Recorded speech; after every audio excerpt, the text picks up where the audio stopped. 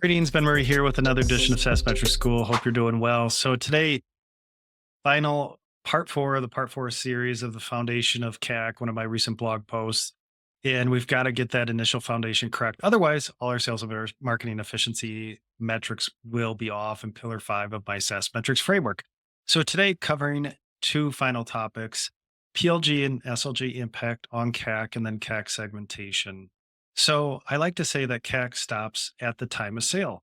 Now, I'd say in most cases, that's pretty true, normally true. But with all the different motions today, product led, community led, and on, we have to be really careful and think about CAC, because does CAC really stop at the time of sale? So when thinking about your go to market motions, we have to think about the forces exerted on CAC. And when we talk CAC right now, again, it's new customer acquisition cost or new user cost.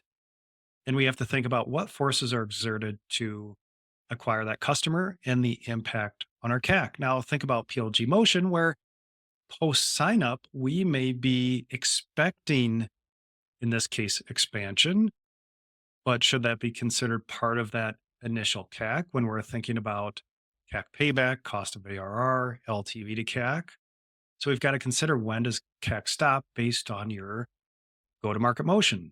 And this is tricky. It's hard to well define this just because it's a little bit ambiguous with all these different go to market motions. So we have to be aware, what are those forces exerted on customer acquisition, so new customer acquisition, and then post sale, what are those forces exerted on expansion acquisition? And do we have a little bit of overlap where we can't take those traditional time stops where we know, hey, CAC stops now?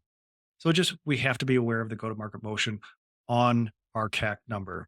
So really important today to think about that with all the different pricing models and go-to-market motions.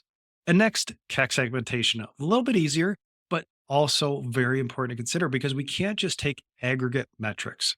So for example, classic example, we target SMB customers, low price point. We have enterprise customers, higher price point. We can't just take CAC and aggregate it for both customer segments. Just that aggregated CAC number will just be too generic. It won't be meaningful. So we have to allocate CAC then. Of course, with CAC, we have to allocate between new and existing, but then we have to think about the SMB motion, the enterprise motion, thinking about our sales team, marketing team, and where are they focused with acquiring new customers so that we can segment our CAC.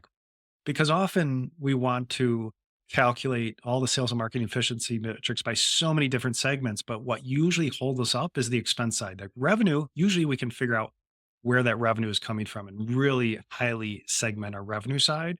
But on the expense side, that's only good as our chart of accounts, our department coding, our segmentation of those employees who may be dedicated between SMB and enterprise, for example. So that's where we have to think hard about our expense structure. And do we have enough detail to be able to allocate and segment our CAC, or is it just a generic allocation? We're going to come up with the same answer on either side.